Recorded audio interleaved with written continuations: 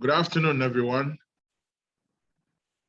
I'm hoping maybe one person or people can hear me. Good afternoon, Simon. Oh, good afternoon, Sam. Yes, I can Good hear afternoon to you all. It's a pleasure to have all of you on this call. My name is Simon Maggi, and I'm the Executive Secretary of the American Chamber of Commerce in Ghana. It is indeed very exciting for us today to have with us here our friends from KPMG to talk about emerging cybersecurity threat for businesses. As many of you may be aware, KPMG is a premium consulting firm in this country. It has, highly trained professionals who provide services to businesses across various industries. KPMG indeed is a very proud member of the American Chamber of Commerce. And over the years, they have provided services to businesses of all types, and also has become the preferred consulting firm for international and local businesses in this country.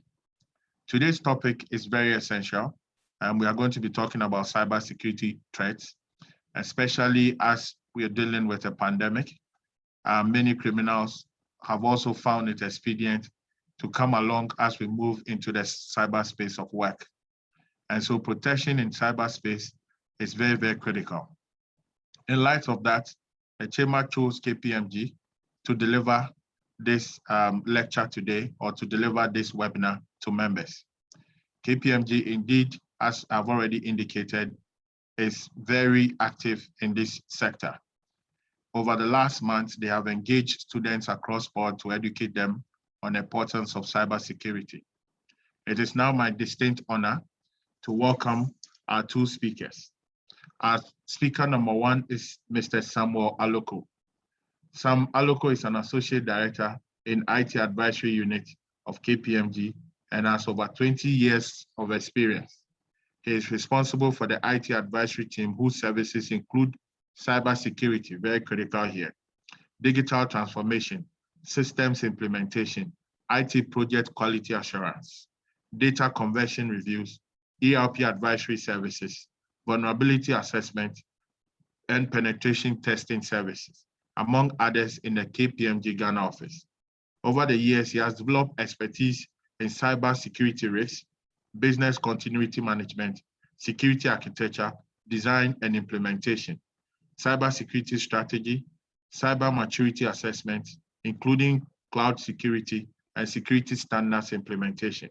Sam has provided services to our clients and American Chamber of Commerce clients in various industries, and have advised and trained many boards and companies on IT and cybersecurity in this country and beyond.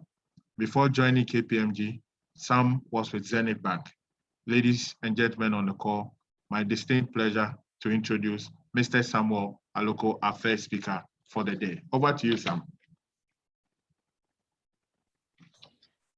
Thank you so much, Simon. We appreciate this opportunity that the American Chamber of Commerce has given us. We would like to share our screen. Please, Simon, could you give us the right to share our screen, please, if you don't mind? Yes, we don't mind. Alan? They can. Yes, Okay. please go ahead and share. The person sharing is Derek Nyamaji. Derek will be sharing, then later the cyber game show name will be sharing. So those are the two user names that you need to enable for sharing.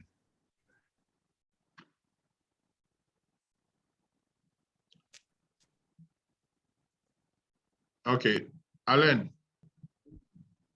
All right, good. All right, I think that's fine. So good afternoon, everyone. Thank you so much for this privilege. We'll be talking to you about emerging cyber threats and the key considerations for businesses. Cyber security is a topical issue, especially with digitalization. And COVID-19, of course, has accelerated digitalization for a number of organizations in different sectors of the economy. So cybersecurity definitely is something that is quite topical and we need to talk about. So in terms of agenda, we'll look at the cyber threat landscape. What are the kind of risks that as organizations we're exposed to? Then we will have a cyber game show. It will be a live game show. And that will, bring together in terms of the risk and of course how we can approach and address the risk that we're exposed to. Then we'll talk about cyber resilience. If an incident happens, how do you respond so that it does not affect the operations of your organization? Then we'll look at key considerations, what you need to do as a business. Definitely you need to act, you need to do something. Then we'll look at regulatory requirements for some industries. So without wasting time, we'll have a short video as an introduction. Please, let's watch the video. Then we'll come back afterward. Please, let's watch. Baby, the world is ours. My heart is racing 100 miles an hour. Let's just embrace and turn the music louder. Let's get it high, get it right. Dim the lights, only got to sunrise. Start living for tonight. World is ours. My heart is racing 100 miles an hour. Let's just embrace and turn the music louder. Let's get it high, get it right. Dim the lights, only got to sunrise. Start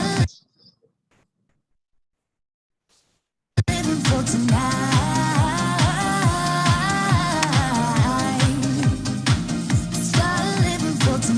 But where does the power behind the throne lie?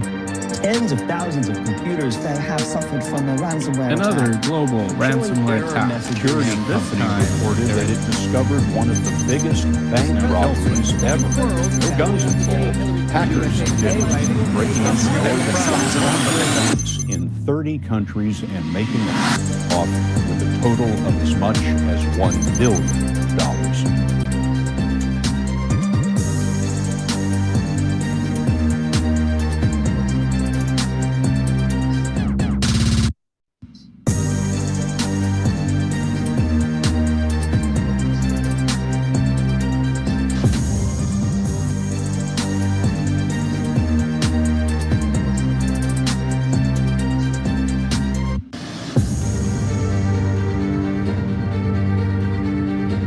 Bring the rain.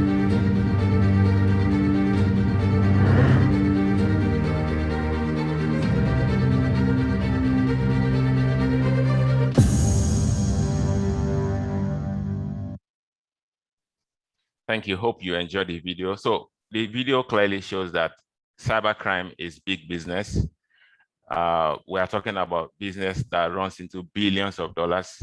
And as businesses, we are impacted and we need to act. Robert Mueller, of the former FBI director, said that there are two types of businesses: those that have been hacked and those that will be hacked. So it is no longer a matter of, if we will be hacked. It's a matter of we will be hacked and how do we prepare? And when it happens, how do we respond?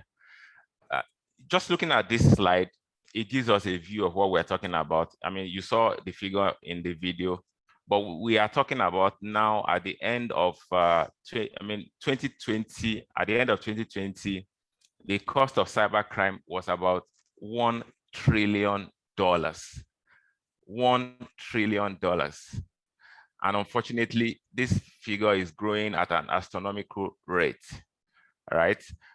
Before COVID, the FBI released some statistics last year. Before COVID, they used to have like cybercrime reports on a daily basis. It was about 1,000. Post-COVID, it increased to 4,000 complaints, cybercrime complaints in a day. So that it increased 4 times to about 4,000 in a day.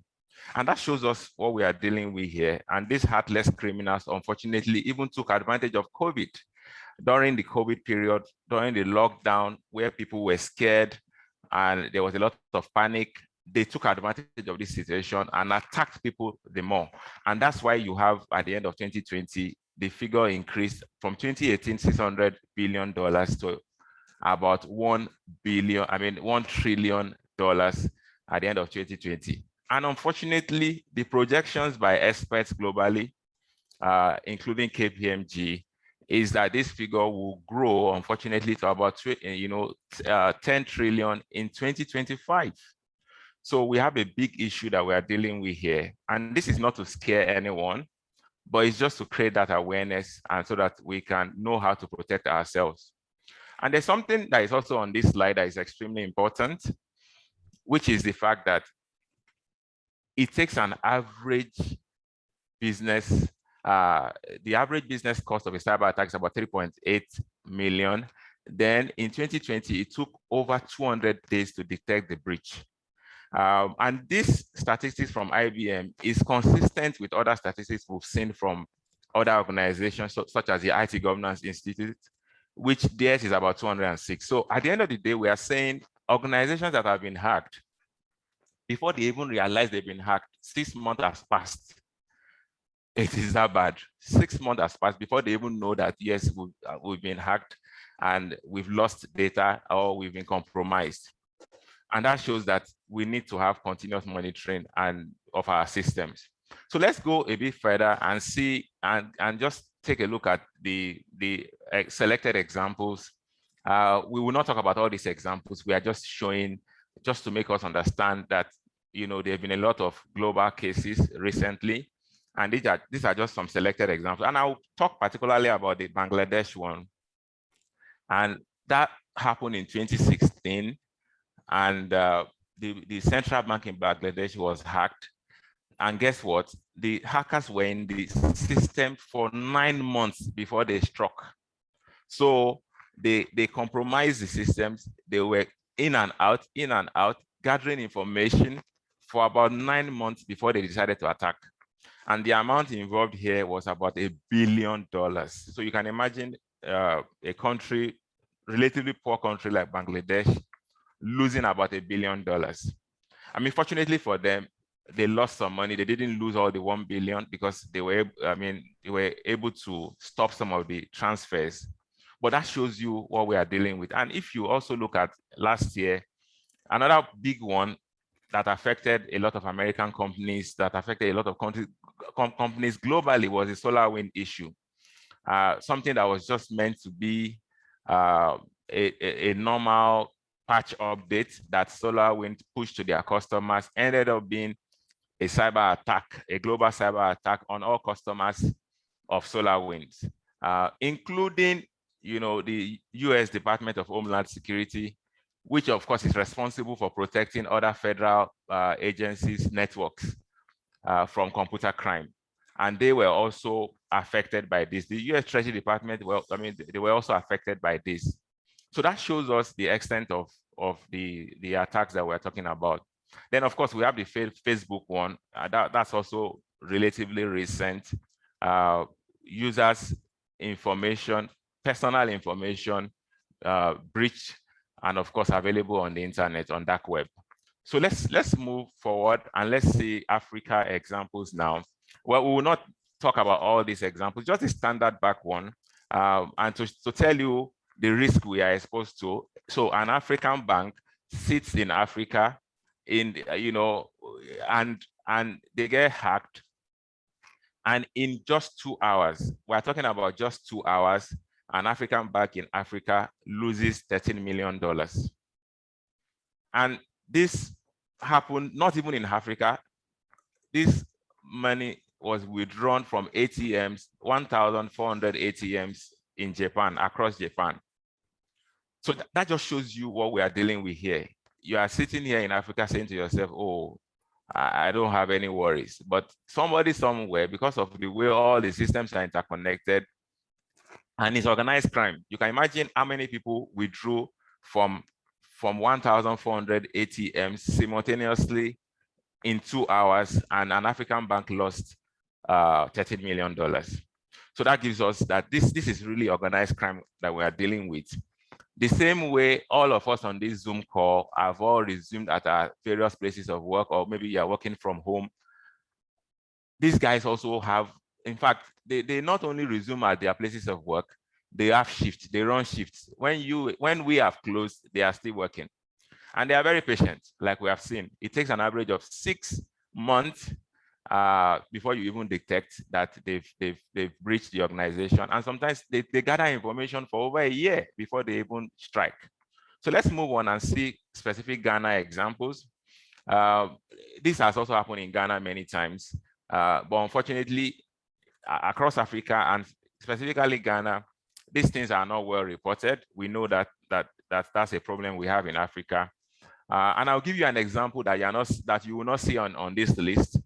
The banks in Ghana last year had a weekend that a lot of them would term as a black weekend, because cyber criminals over a weekend simultaneously attacked ATMs of several banks in this country, and a lot of banks lost money.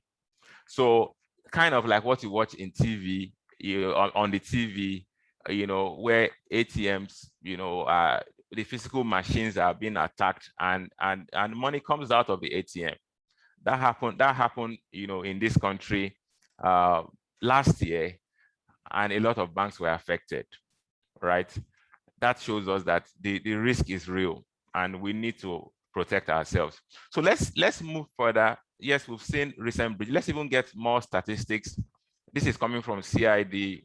2018, we had losses of, at least reported losses was about $105 million. 2019, as at October, was 77. We don't have latest figures, 2020 figures from the CID department, but these figures are not going down. They are rather going up.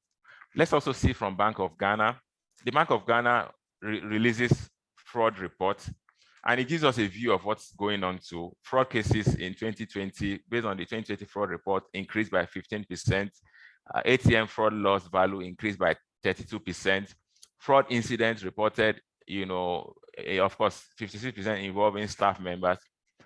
The only thing that came down in that report was specifically the phishing email fraud, which reduced. And Bank of Ghana attributed that likely that may have been as a result of the Cyber and Information Security Directive that they introduced in 2018, which of course helped some of the banks. But the risk is definitely there. So let's move further.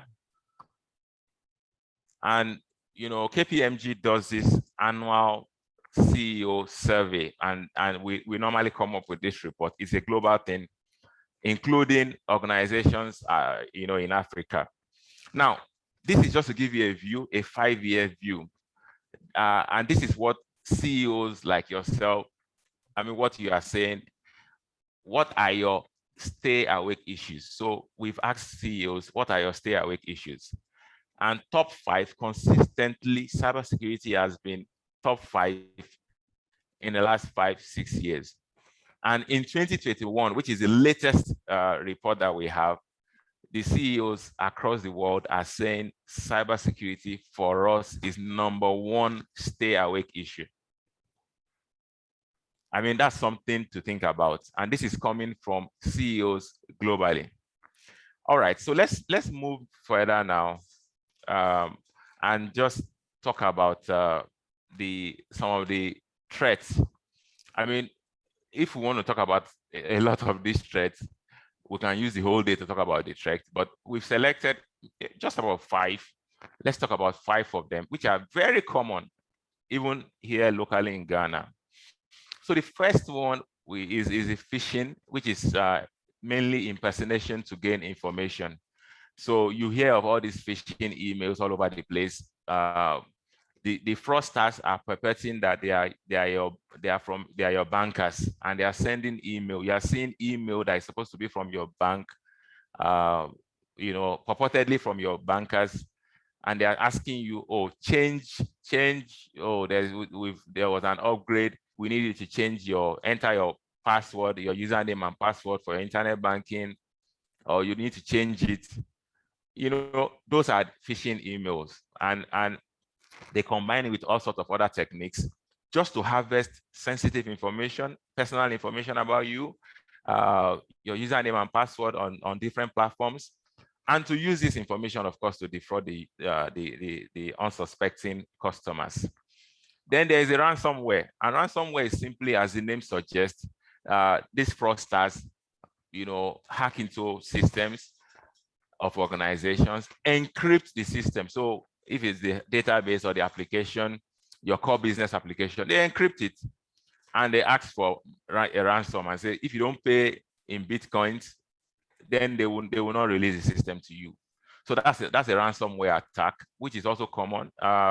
A few years ago, I think that was 2017, we had a global ransomware attack, global, involving thousands of systems globally. And in Ghana, we've had a number of ransomware. The 2017 one affected a lot of organizations in Ghana. And we had even a few of our clients that were affected by this ransomware attack. So it's real. The third one is denial of service. And denial of service is simply the objective here. The attacker just wants to disrupt your normal function of your system. If it's your website, they want to just bring it down. They want to crash the website so that there is, you cannot render service to your customers. If it's your server, they want to crash it. They direct all sorts of traffic. And unfortunately, there are these systems in dark web that are that can be easily rented to direct traffic to a target IP address. So that's what they seek to do. And sometimes they combine this with the ransomware attack, where after they bring down your system, then they say, pay us, otherwise you will not allow your system to come up.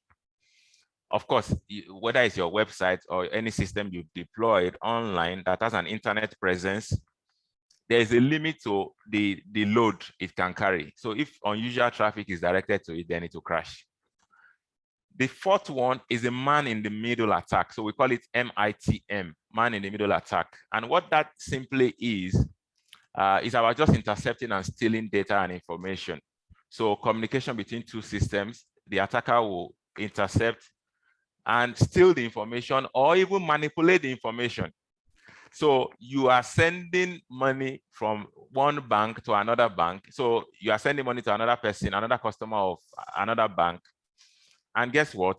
We've seen it, possible locally here, that the attacker is able to intercept that transfer, manipulate, edit the target account number to something else.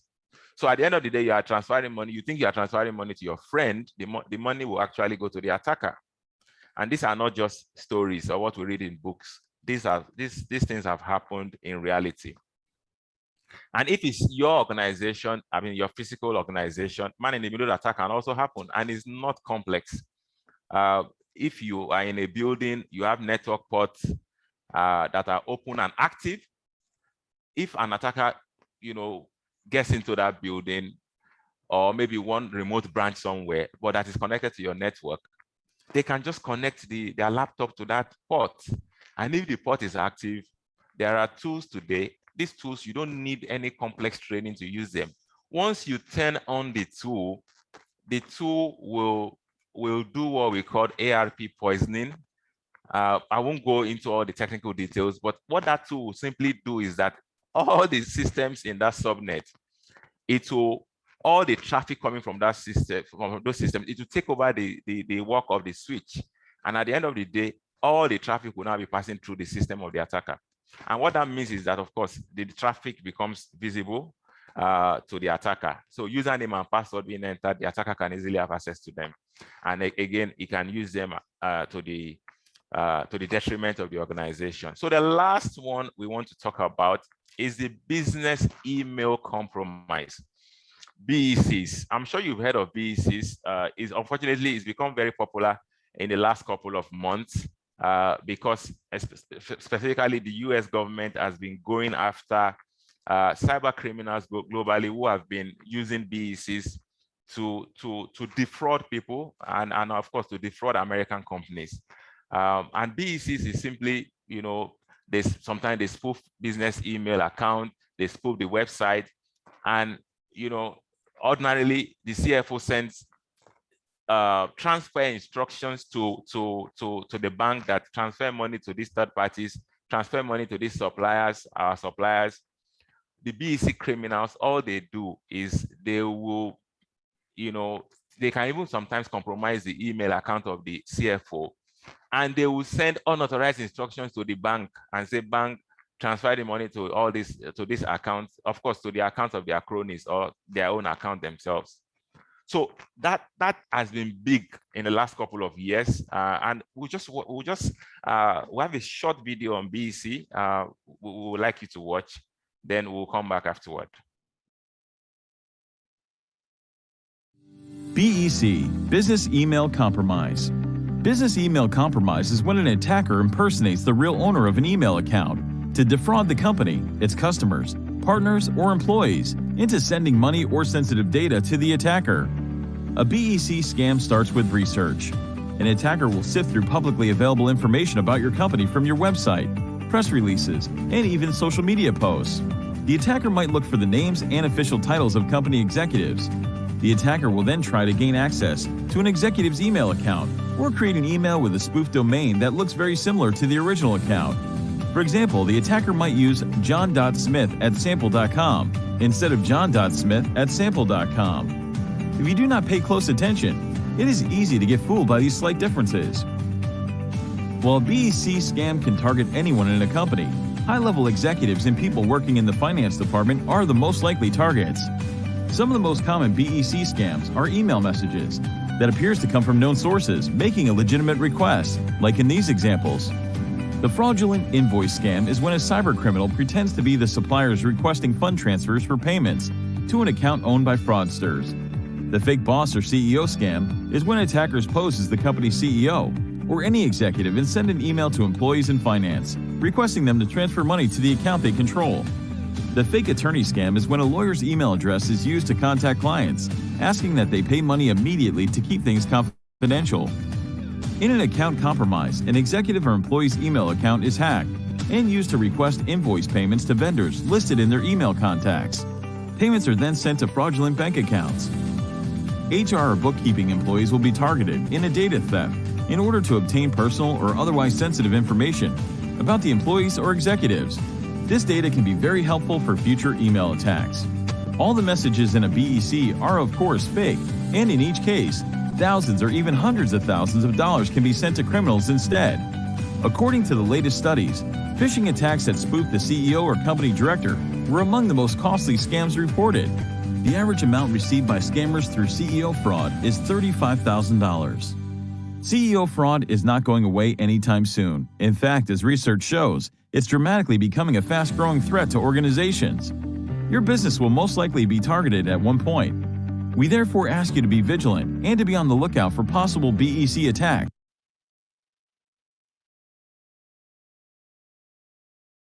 All right, thank you so much. I hope you enjoyed the video. So just a little brief about BEC attacks. The US government, I mean, FBI just last year, June last year, issued like 79 people that on the most wanted list. And these were basically BEC criminals, worldwide, who have been doing damage to a lot of companies globally. So let's now move on to the cyber game show. I just need a volunteer. Simon, please, if you could help us with this. It's a very interesting and interactive game show. All right. It's a live game show featuring a company, a bank that has suffered a ransomware attack. So you would recall that one of the threats that we mentioned was ransomware, and this bank suffered a ransomware attack. So let's see how the executives, how they are going to deal with this issue. So we will just prepare the Okay, so Simon, please you just assist us by acting. I'm getting echoes from somewhere, please. My system is on. Okay. Maybe Maybe that. Simon, if you can mute, Simon, if you mute, please. Okay. So I think it's better now. So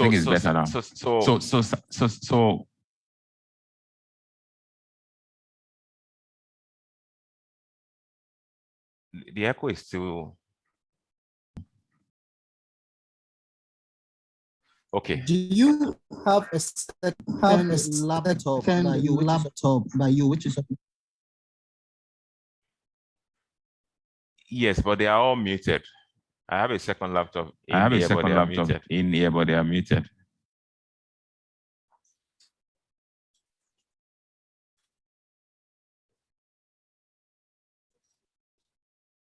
try it again?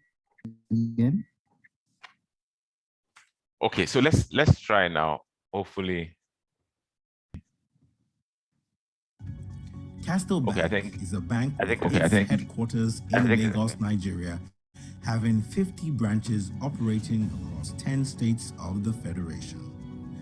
The bank has about 3 million customers with market capitalization of 350 billion naira, or approximately $1 billion US.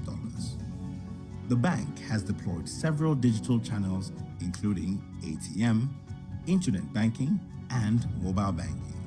The bank claims to have deployed the latest security solutions to protect its network infrastructure. It's Monday morning, 8 a.m. Fred, a teller at the head office branch, just realized that he's unable to log on to the core banking application. On reporting to Mike, the IT staff, he confirms that similar complaints have been received from 6 other staff within the head office. Mike, who appears a bit perturbed, logs on to the affected servers to investigate the reported logon issue and discovers a banner prompt informing him that the database has been encrypted and a ransom of 500 bitcoins, or approximately $594,000 is required for the database to be decrypted. Mike then informs the CIO, David, of this development. As the CIO, what will be your next line of action?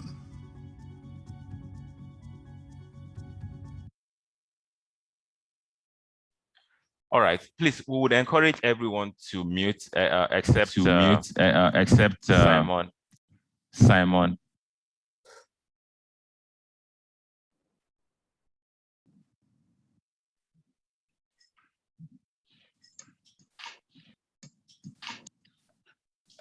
Admin, could you assist in muting? There are some people that are not in muting. There are some people that are not muted.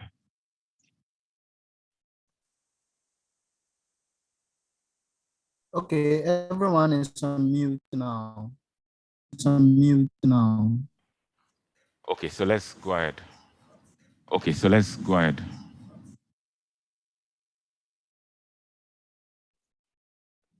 Okay, I'm here. Can you hear me? Okay, I'm here. Yes, I can hear you. you. Can you hear me? Yes, Good. I can hear you.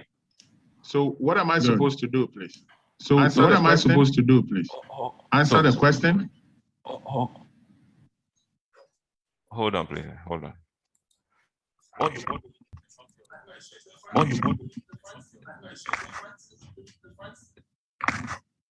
So I think we are still getting echoes. Simon, there's still someone unmuted. Someone unmuted. Francis Nintori. Francis who? Okay.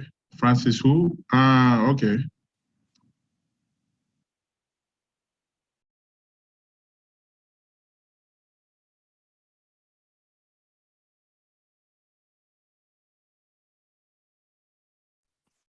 Okay, so let's try now.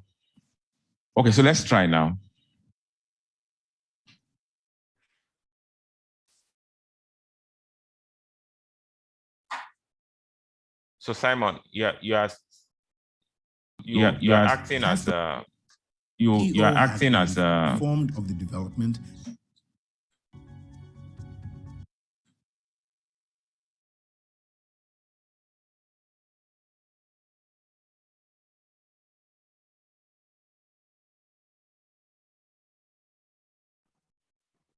Okay, Sam. So, can you hear me now? Yes, I can hear you now, Simon. Yes, I can hear you, Simon. You are saying that as a CIO, what do I do? Yes. What do I do? What do you do? Okay. Yes. I think the first thing I'll do. Okay. I think the first thing I'll do is to inform the CEO.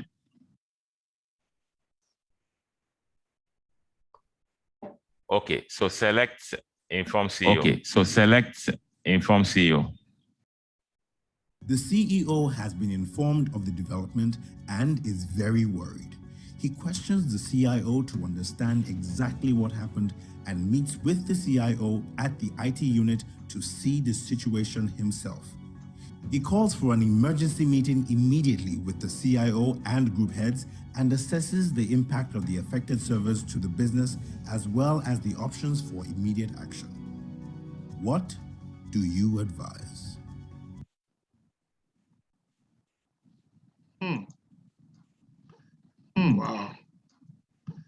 Wow. So what do you do next? I think I would want to remain offline and fix the issue. Okay, so let's remain offline and fix the issue. CEO has decided that it's too much of a risk to remain online given the nature of the security incident and has given the CIO instructions to shut down all internet connections. However, after about 6 hours of trying to fix the issue, the IT team has been unsuccessful. The CEO later receives a phone call from one of his top customers complaining of issues around failed transactions on the bank's internet banking application. As the CEO, what do you do?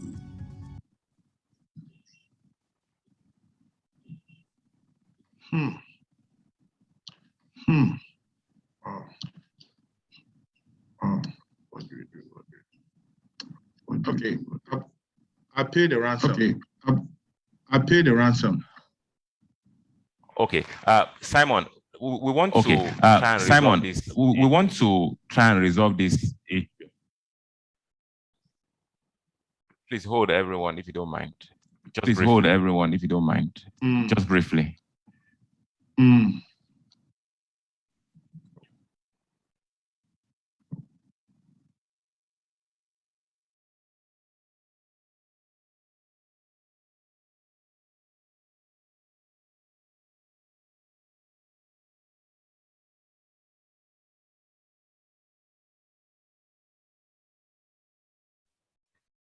So sorry, everyone. We're trying to resolve the echo issues. I think it's coming from the laptop that we're using from the cyber game show. Because we're no longer getting echoes right now. Apologies. Simon, can you hear me now? Yes, I can hear you. So that means it's coming from that system. So that's why we asked that. So, so we've just had a cyber breach, right? Interesting. No, I'm joking. So we'll try and resolve it now. Okay, that's good. Just 30 seconds, please. Okay, please bear with us. 30 seconds.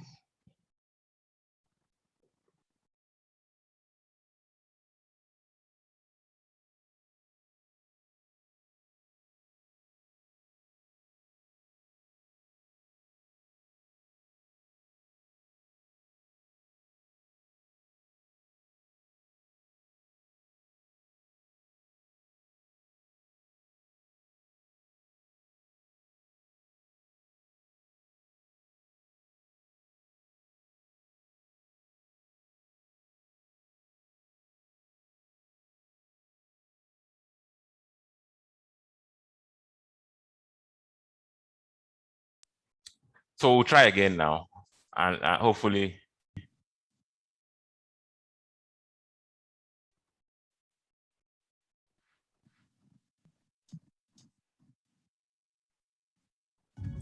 Castle Bank is a bank with its headquarters in Lagos, Nigeria, having 50 branches operating across 10 states of the Federation.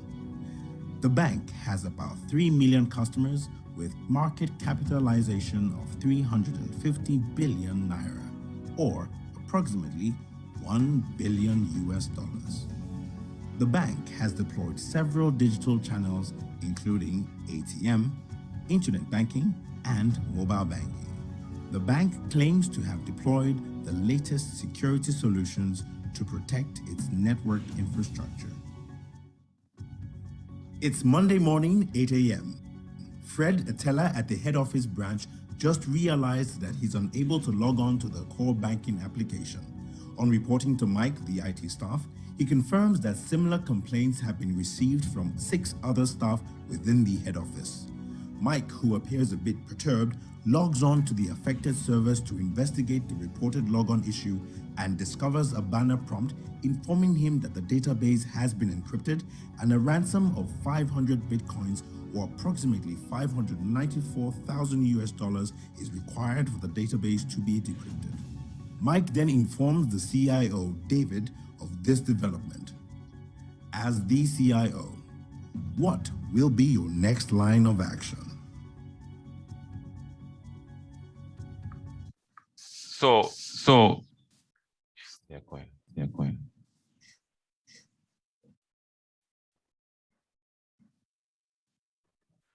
So let's go ahead. I think we've been unable to resolve this. No. So go ahead, Simon. Inform CEO. Okay, so inform CEO.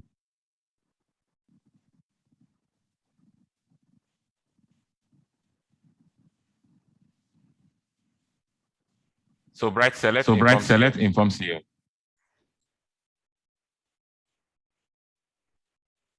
The CEO has been informed of the development and is very worried. He questions the CIO to understand exactly what happened and meets with the CIO at the IT unit to see the situation himself.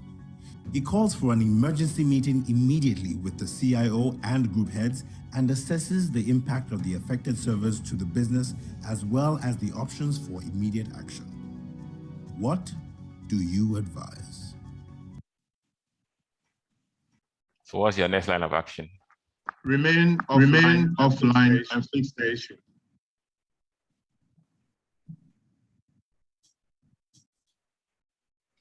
So remain offline and fix the issue. Right, please.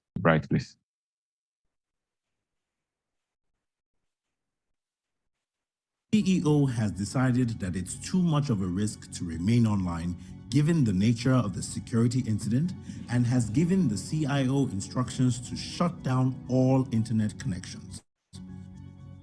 However, after trying to fix the issue, the IT team has been unsuccessful. The CEO later receives a phone call from one of his top customers complaining of issues around failed transactions on the bank's internet banking application. As the CEO, what do you do?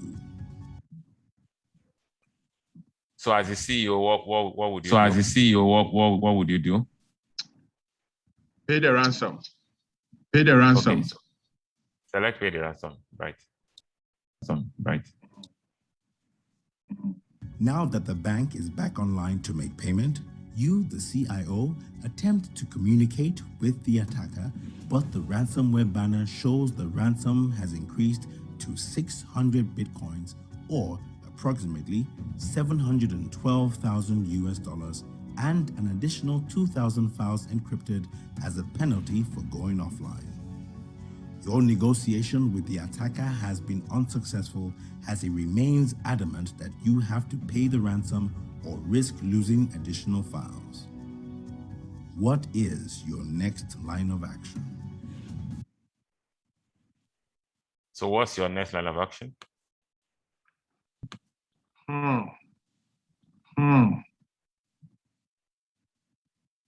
You want to pay the additional ransom?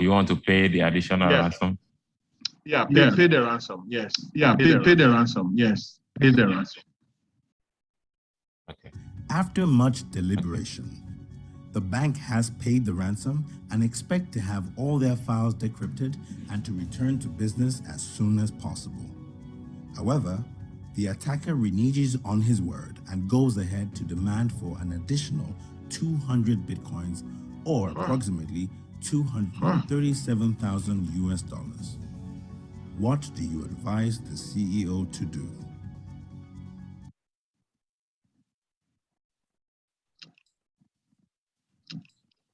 So what do you advise? So what do you advise?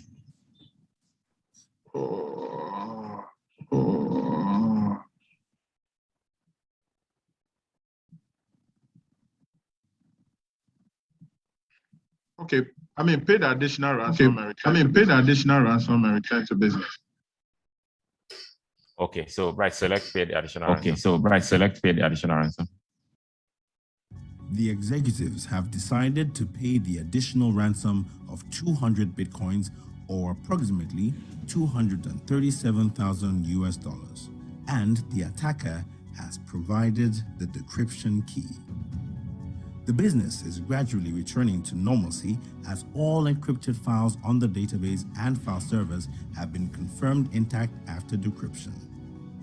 What do you recommend that the management do next?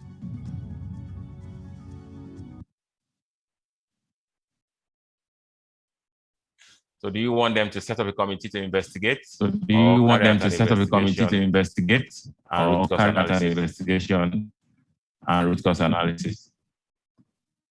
Well, carry out an investigation and root cause analysis. All right, thank you.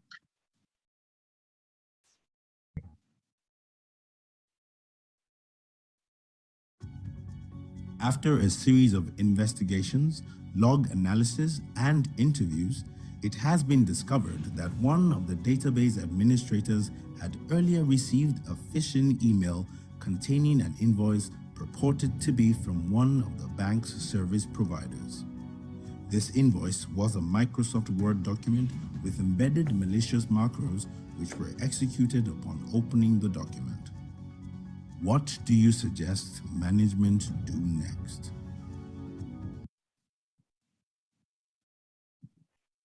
So these are your options. What? I'll pick option 3. Information security awareness program. All right, thank you.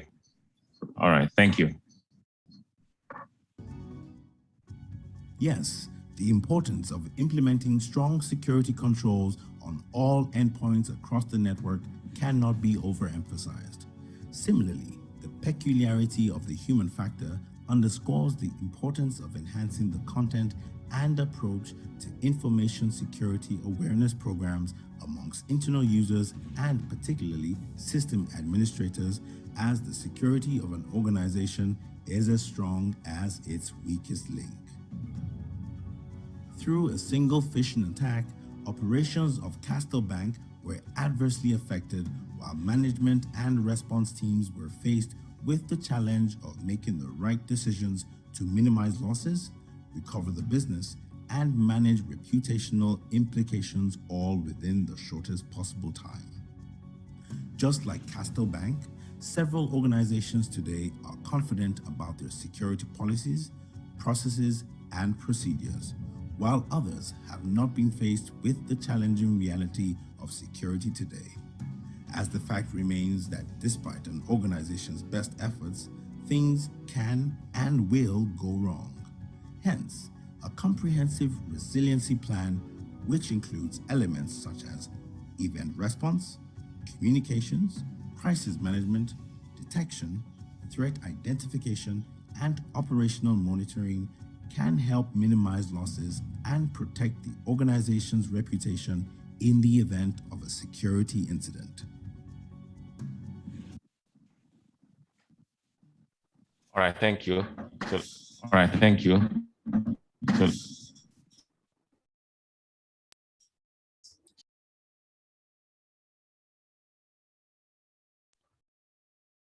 Alan, please, can you enable sharing for Derek?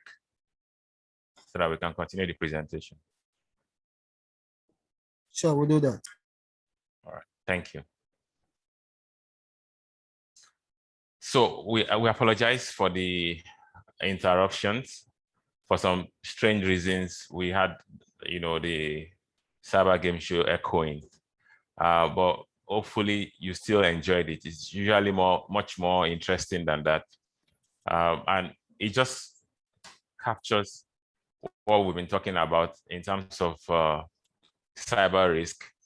And like the game show itself shows, I mean, no matter the best effort, things can and will go wrong. So what do you do, when things go wrong? Are you ready to respond? These are high-level lessons from the video. We will come back, to talk about some of these lessons in more details, but just to mention that definitely your crisis management strategy is important. You need to be spot on that. Then you need to intensify information security awareness, which is very critical. And we call that the human firewall. No matter how much you spend buying shiny tools, if you don't train your people, they will even give password to those tools out to fraudsters, maybe through social engineering. So I will stop here, and Chris will touch on cyber resilience. Remember the quote we shared earlier, Robert Mueller, which said that there are two types of organizations, those that have been hacked and those that will be hacked. So it will happen. So how resilient is your organization? So Chris will touch on that. Then we'll come back to talk about what we need to do as organizations. Chris, please. All right, thank you, Sam. Okay, so thank you, Sam, for the presentation. Hello to everyone. So as mentioned in previous slides, cybercrime is a big business. The introduction of new technology comes with new risks. And as such, businesses must adapt to a proactive mindset and ensure that even when they're compromised, they're able to withstand the effects of an attack and resume business operations. All right, so moving on from the cyber game show, we just witnessed an example of a bank's journey to resumption of critical services after a cyber attack. And this flows directly into cyber resilience. So what is cyber resilience? So cyber resilience is basically saying that, or cyber resilience depends on an organization's ability to bounce back from a disruptive event. How fast and restorative an organization is will determine the level of maturity it has within cyber resilience. So in other words, cyber resilience is an organization's ability to continuously deliver internet services and operations in the face of a cyber attack.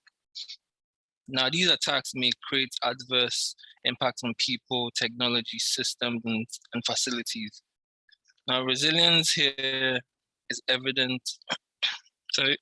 Resilience here is evident in the ability to restore core operational and service functions both during and after a cyber attack. Right, so now we're talking about the difference between cyber resilience and cybersecurity. So most of the slides we've addressed from earlier slides talked about cybersecurity, but I'll be talking about cyber resilience. So the difference between cybersecurity and cyber resilience. So cybersecurity focuses on defense. You're being proactive in your thinking as an organization when you're thinking cybersecurity. So you've identified your crown jewels, you've identified your assets. So assets are anything of value to an organization. So we've identified our assets and we want to protect them. We perform risk assessments to these assets. We've identified the threats and vulnerabilities to these assets, and we want to protect them from any adverse effects or negative impacts. So that's what cybersecurity does in a nutshell. We are looking to defend the organization against threats or risks and protect our assets. Cyber resilience, on the other hand, is saying that even after we've employed or deployed all the controls within our organization, there's still a likelihood of being compromised. So in subsequent slides, you see that there's nothing like absolute security. So even after we've deployed all the world's best solutions, the processes and procedures, have the best people in place, there's that chance of being compromised because there's new technology, there's new technologies coming up daily, there's new risks coming up daily, popping up daily, new malware, new vulnerabilities springing up daily. So there's always that likelihood of being compromised. So it's for us to, as a people, as organizations, to have that mindset that we will be hacked. It's only a matter of time, and so we must be resilient enough to withstand the attacks when we are compromised.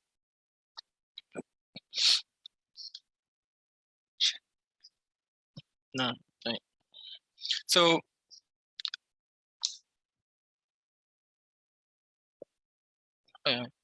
KPMG Advisory has developed a cybersecurity or cyber resilience framework solution that interlinks with other advisory solutions to help our clients detect, respond, and recover from cyber events with minimum negative business impact.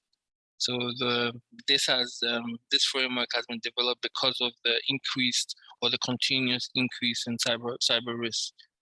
So we'll look at the 4 components. So cyber resilience, as discussed earlier in earlier slides, is an evolved outlook that is applied when information security, business continuity, and operational resilience are used to assess an organization's ability to survive and thrive in the heightened cyber risk digital space. So the 4 core components or 4 core services for as part of KPMG Cyber Resilience Framework are unified security, crisis response, business continuity, enterprise recovery, and crisis management. So we'll just look at unified security crisis management. So this is centered around security focused crisis management functions of an organization. So this is where the organization is building capacity or capability to develop threat intelligence and security crisis management as key functions within the organization. Now, business continuity involves activities to assist in the establishment of priorities to keep critical functions of an organization functioning despite interruptions or disruptive events. Now, although business continuity and the components of planning and testing are still valid, certain industries have transcended or have moved into enterprise security, enterprise recovery. So the term enterprise recovery is now, the term disaster recovery has now evolved into enterprise recovery. Now, the global convergence of operational resilience regulations coupled with the growing complexity of cyber threats are driving new recovery requirements. Therefore, the traditional concept of disaster recovery and service continuity are being stretched out to counter threats. So in a nutshell, enterprise recovery takes a wider view, building a resilient architecture and teams to be able to continue service in the event of a disruption. Crisis management. So cyber events require end-to-end crisis and incident management. In effect, unprepared organizations will fall victim to cyber threats, forcing leaders to make critical decisions with poor situational awareness. So now gaining insight into organizations' capabilities through continuous exercising and testing is the only way to mitigate the threats that we face as organizations. So the related standards here that can help organizations build this cyber resilience framework at the bottom right. So we have ISO 22301, which is a business continuity management system. So this helps you build policies and procedures that will help you achieve the organization's objectives as it relates to business continuity and disaster recovery. There's the good practice guidelines, the 2018 version. There's the incident management standard, which is the ISO 27035. And then there's the cybersecurity guidelines, which is the ISO 27032. So we'll move on to incident management. So we've spoken about cybersecurity, where we've identified our crown jewels, we're looking to protect them. In cyber resilience, we're saying that even after we've deployed all the world best solutions, there's that likelihood of being compromised. And so when we look at as part of planning or as part of choosing or selecting an incident response framework, we must adopt well-tested incident response methodologies as part of our cyber response framework. So on this slide, we're looking at four selected incident response methodologies. KPMG has its own. There's the NIST SP 800-86. There's the SANS 6 steps incident response methodology. And then there's the ISO 27035 2016 version. So for purposes of this presentation, we're going to focus on the ISO 27035.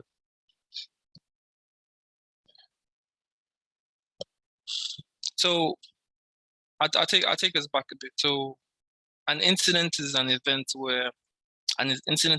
that could lead to a loss or disruption of an organization's operations or services or functions. So incident management is where we're actually managing incidents. So incident management is the term used to describe activities of an organization to identify, analyze, correct hazards to prevent future occurrence. So when we identify incidents within our organization, we want to be proactive enough to ensure that they don't actually occur again, which is where we do lessons learned and post incidents analysis and investigations. So we'll get into that later on. So incident management here, we're saying that is a process of limiting potential disruption caused by any such event. So we know we're going to be attacked, we know we're going to be hit, we know we're going to be compromised, but we want to ensure that we limit the impact of the attack. And that's what we do with incident management. So the ISO 27035 needs bit to achieve effective information security incident management has developed a standard which consists of 5 distinct phases. So there's plan and prepare, there's detection and reporting, there's assessment and decisions, responses, lessons learned. So you realize that this slide has been split into 2. So there's the before section where we're being proactive, we're establishing an information response, incident response team, we're developing plans and procedures, strategies along the lines of helping us attack or respond to incidents. We're detecting and reporting to the relevant stakeholders. And then we're ensuring that when we are attacked, we're able to respond effectively based on categories or categorizations that we would have defined in our policies and plans. So I'll take it one by one, so I just briefly explain it so we get the clear picture. So for plan and prepare, so this is an effective IS incident management process which requires appropriate. So every incident management or effective incident management approach or methodology requires adequate or appropriate planning and preparation. So for an effective and efficient information security incident management, plans must be put in place to ensure that the organization adequately responds to the incidents that happens within its environment. So here the plan is, what we're saying is that the plan is going to contain policies and procedures, it's going to contain roles and responsibilities, it's going to contain procedures for the management and categorizations of incidents, right? So we have to define within our plan a categorization of incidents. So we need to even understand what an incident is, what the types of incidents, the level of incidents we want to categorize as an organization. So as part of our response strategy, we will respond to incidents based on the level of categorization we've identified or determined in our plans or our strategies, right? So detection and reporting. So this phase involves the detection and collection of information associated with the incidents and reporting of occurrences of the incidents to appropriate stakeholders. So here, we mostly, when we work with banks, or the Bank of Ghana directive says that banks, when they are compromised, must report these incidences to the central bank so that they can be managed and monitored, right? And then when you realize that in the cyber game show, the first thing that was done was to report to the CIO and the CEO. So when we are compromised, it's good to inform the internal stakeholders and then subsequently inform our external stakeholders. So assessment and decision. So this is where we've actually been attacked. We've been compromised. What do we do when we're compromised? So this phase involves assessment of information associated with the occurrence of events and the decisions on whether to classify events as information security incidents. So I said earlier on that we need to develop a plan, we need to develop an incident management strategy, and so on and so forth. So in those plans, in those strategies, we will determine the categorization for the levels of incidents detected within the organization, right? So we move on to response. So based on the level of categorizations we've identified or documented within our plans and strategies, the assessment and decision phase is executed. So a plan is executed to respond to an incident detected within our organization, right? So the lessons learned. So this is the fifth phase, and this only occurs when the incident has been resolved, and then a post-incident analysis or investigation is then performed. So moving on, these are the key considerations for cybersecurity. Or we want to ensure that organizations are building an effective cybersecurity or a security environment. Well, so I must say that these 8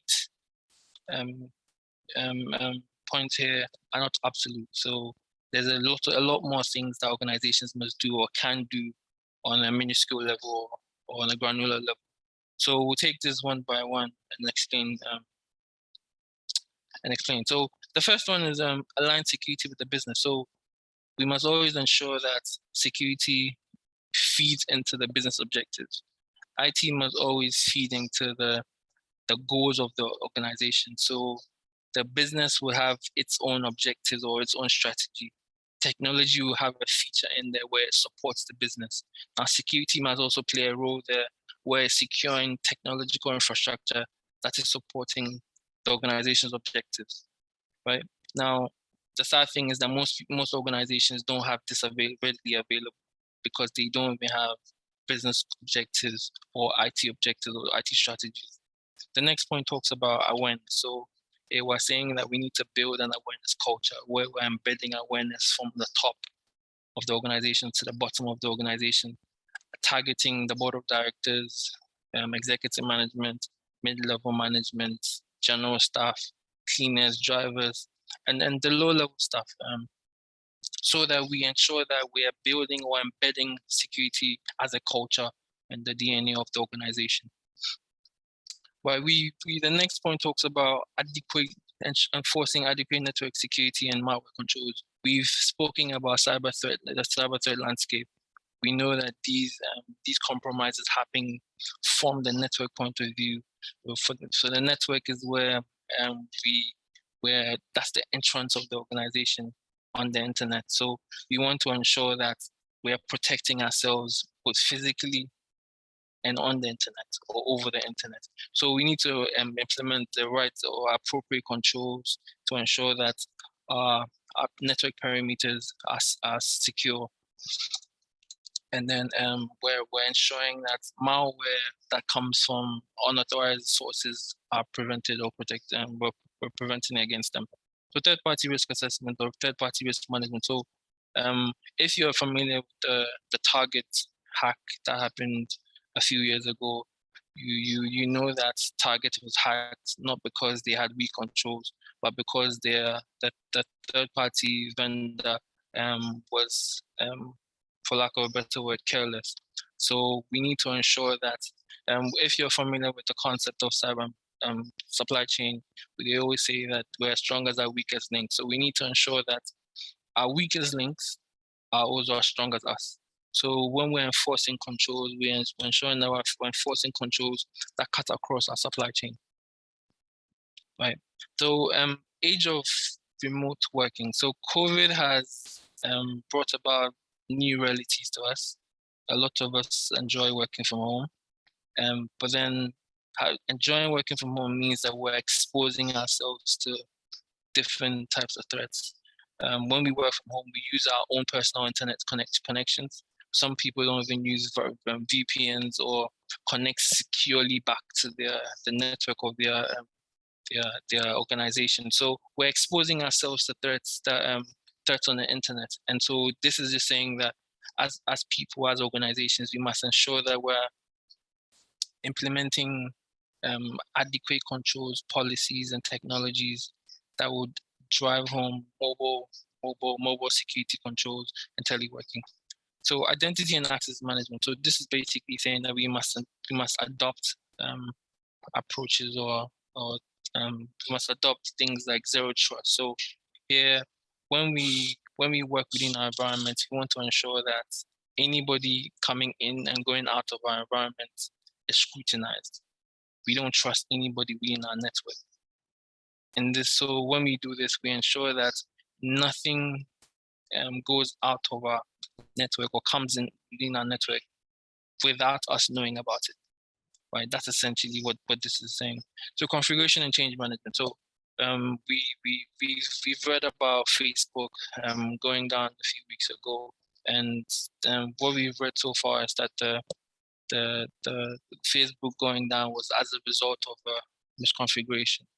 So here we're saying that we must ensure that configurations are securely deployed.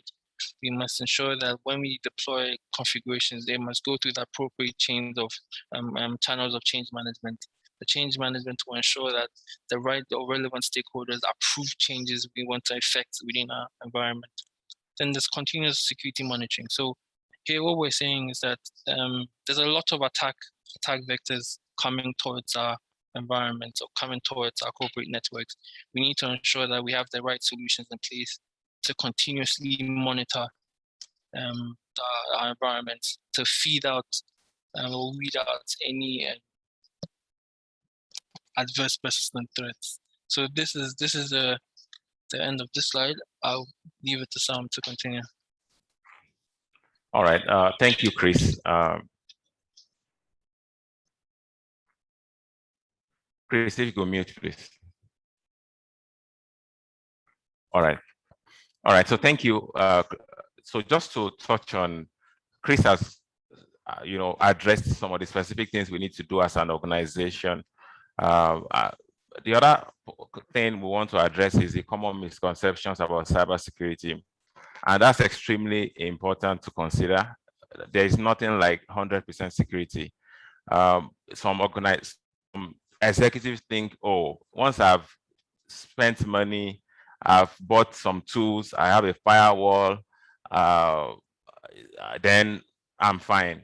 Well, just to let us know that there's nothing like 100% security is not feasible. There's no system that is foolproof. So it's a continuous thing that we need to do. Secondly, it's also when we invest in best-in-class technical tools, we are safe. That's also a fallacy when it comes to cybersecurity. Then our weapons have to be better than those of the attackers. No, that's also not what we should be after, but rather we want to have a clear security policies. We've done our risk assessment. We know our risk and we have policies that address those risks. The fourth one is compliance is about effective monitoring. As we also effectively monitor our systems, it's important that we learn from the issues that we may have encountered. Then the fifth point is we must recruit the best professionals to defend us. Well, there's nothing wrong in recruiting the best professionals, but cybersecurity is not about the department. It's not about, oh, anytime you have cybersecurity, you say, oh, go to IT department or go to information security department. No, it's an attitude. It's a cultural thing that the organization from the MD to the gate man needs to adopt. Even if you see somebody, for example, who you don't know the person's face, is at the lobby, then you need to ask questions. Who do you want to see? Everybody must wear their ID cards so that it's easy to identify staff and differentiate between staff and non-staff, our staff and visitors. And this must be a culture across the organization. So it's not for executive management to say, or the MD to say, every staff wear your ID card, and they themselves are not wearing their ID cards, right? So those are some things that we need to look at. Next slide. Next slide. Okay, that's fine. So we want to also talk about some specific things that businesses should do. From a governance point of view, strategy and governance point of view, you may choose to adopt a cybersecurity standard. So I'll just speak on a few of these points. And cybersecurity standards, there are a lot of them, depending on the sector in which you play. If you are in the banking space, then you will talk about PCI DSS. If you are not in the banking space, there's the ISO 27001, which is a standard for information security. But it's always good to adopt a standard. It becomes like a framework that you are guiding your all what you are doing, that is guiding all what you are doing from a cybersecurity point of view. And in Africa, we know in Africa, a lot of organizations that have adopted standards in Africa is because regulators force them to adopt the standards. But that shouldn't be the case. Compliance to standards should be in our DNA. And it shouldn't be a paper box ticking exercise where we just want to tick boxes and get the certificates. No, at all. We should ensure that we have adopted the standard and we are compliant with the standard, not only to protect ourselves, of course, to also protect our customers. So it's something we recommend. Look at any standard that is applicable to your industry, adopt the standard, comply with the standard. It will help your organization. There are a few more things. Chris talked about third-party risk management earlier. That is extremely important. We cannot overemphasize that point. Third parties introduce risk into your system. And if you don't deal with those risks, it will affect you adversely. And these third parties include even the consultant that you use. So we normally tell our client and advise our client, even in your choice of a pen testing consultant. So you've decided, oh, we want to take cybersecurity seriously. So let's, as part of our cyber defense, let's get someone to do a security assessment for us. We want to do a vulnerability assessment and penetration test. That is good, extremely welcomed. But what kind of consultant do you use for that extremely sensitive service? And I typically tell my clients that it's just like, as a loving husband, would you allow an untrusted or unknown gynecologist to perform an invasive procedure on your wife? Definitely not. And it's the same principle here. Vulnerability assessment is an invasive procedure, as it were. That's what it is. We've done a pen test before for a bank that in less than 5 minutes, we're already in the inbox of the MD. So it is an invasive procedure. If you don't use a trusted third party, they will end up abusing you. And that's what it is. And we have some of this, typically you hear of black hackers, the bad guys, you hear of white hackers, and these are the good guys, the ethical hackers. But in the middle somewhere, there are people who call gray hackers. And who are these gray hackers? Sometimes these gray hackers oscillate between black and white, or oscillate between white and black. So then sometimes they come to you, they do a pen test for you, they've harvested a lot of information about you, and they use this information against you, in a future date.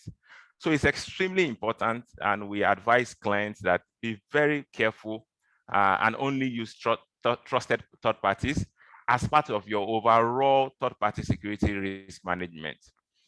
From a transformation point of view, you will need some security solutions. It's not every time you have to spend money. Cybersecurity is not about spending money every day. No. Some of these tools are even freeware tools that can be well configured, and they will achieve the same thing in terms of mitigating your risk.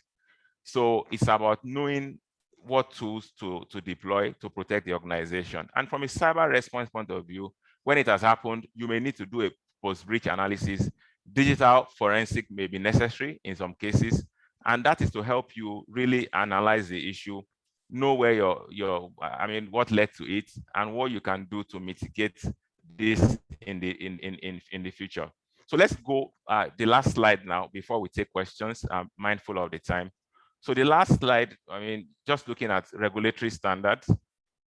Again, some industries have standards in the banking. All the institutions regulated by Bank of Ghana are required to comply with the Bank of Ghana directive. Very important. There's the Cybersecurity Act 2020. Recently, this Cybersecurity month, the National Cybersecurity Authority has been doing a lot of awareness in this as it relates to this act. So it's important your organization, you get familiar with it. And some organizations are required to comply with the Directive for Protection of Critical Information Infrastructure based on the Cybersecurity Act. So you need to be aware of that, and you need to know the next steps to take. From a data protection point of view, we also have that in Ghana. GDPR is a global one, and a lot of organizations in Ghana also adopt it as a standard. So those are just a few things that we feel businesses need to address just to ensure that you protect yourself. So we'll stop here and we'll take questions, specific questions you would like to ask. Thank you so much. So Simon, please. Well, thank you, Sam, and thank you to Chris.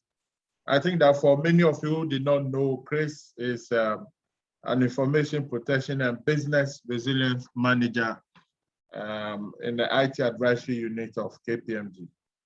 He's been doing this for some time, so just for those who did not know. Do we have questions? No, we don't.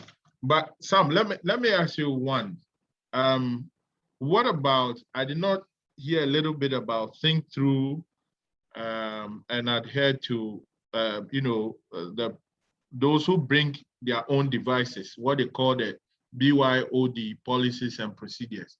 Should that also be of concern to companies? And then the benefits of using the cloud services. I think I heard it remotely. If you can expand on that. Okay, thank you so much, Simon. Okay, if you could mute. That's a very good question, Simon. In terms of BYOD, when we are seeing a lot of that in a lot of organizations, people are bringing their devices, they are bringing their phones, they are bringing their own laptops, they are bringing their tablets to connect to the network of the organization. That's a risk area that definitely the organization has to look at. And the way to deal with it, even as KPMG globally, we've dealt with it many, many decades ago, is to ensure that you have a policy, first of all. So for everything you are doing that relates to cybersecurity, there needs to be a policy guiding the actions of everybody in the organization. So where you allow it, there needs to be that policy guiding what you do and how you also push the information security policy to that device. So from a KPMG point of view, for example, the devices like the phones, the security policies of the organization has been pushed to it such that those policies apply. And it is to protect the information, the organization's information that are on that device. So it's something that you can allow. However, you need to have a policy guiding it, and you need to have, and there are some solutions that do this, that easily, once you deploy those solutions, if the person misplaces the device, you can even do a remote wipe just to protect the organization's information there. So, that's a way to deal with BYOD devices. The second thing you mentioned is cloud. That's an interesting one. We interact with a lot of clients. A lot of clients are still afraid. They are still, afraid of cloud. Clients will tell you, oh, I prefer on-prem. And cloud has its own advantages in terms of, especially with the digitalization and the acceleration of digital, you can scale easily with cloud. On-prem can be usually very expensive. And sometimes those servers will get obsolete, then you now need to buy new servers. Some of those things you don't worry about when it comes to cloud. So cloud definitely is the way to go, and let's say the way it is. People have security concerns, but there's an interesting thing. And that from a security point of view, cloud may even be more secure than the on-prem. And that's a reality. And I'll tell you the reason why. A lot of these cloud providers, especially the reputable ones, they've implemented a lot of security procedures, a lot of security policies already in their environment, which most times, especially small businesses, they don't even have those security, those basics. We are talking about ISO 27001. How many small organizations have complied with ISO? How many of them are even aware of ISO? But when you go cloud, some of the the reputable ones, of course, there are some other cloud providers who may not be that reputable, so we need to be careful. But the reputable ones have minimum security requirements they've already implemented. So at least anything you are adding to it is a top up.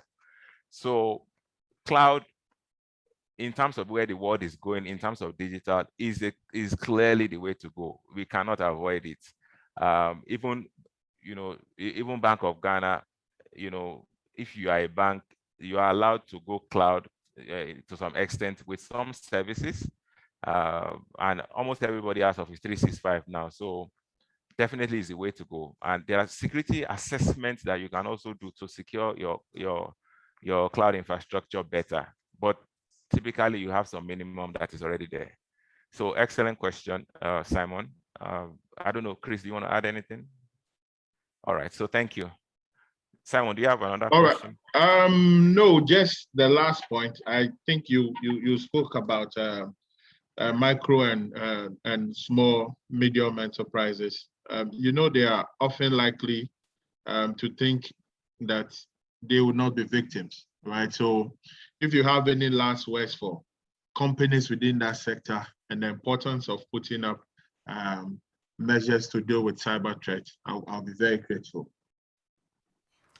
Thank you so much, Simon. I really appreciate that question, because I remember when the global ransomware happened, it also affected Ghana. And we had a small client, a client that had just less than 10 employees, and they were affected. Their database was encrypted, and they could not access their database, and we had to help them. But sometimes you sit there in your corner. I'm a small organization, less than 10 staff. And some of these organizations are not small, the way you are looking at it. Some of them are even dealing with millions of dollars, but they are still using Yahoo email. They are still using Gmail to do transactions. MD is still on Yahoo Mail, sending millions of transfer instructions to all banks, both foreign, both local and foreign banks, with a public email account. And these things we've seen, even the cyber, what's it called? Some of the examples we've seen those emails easily compromised.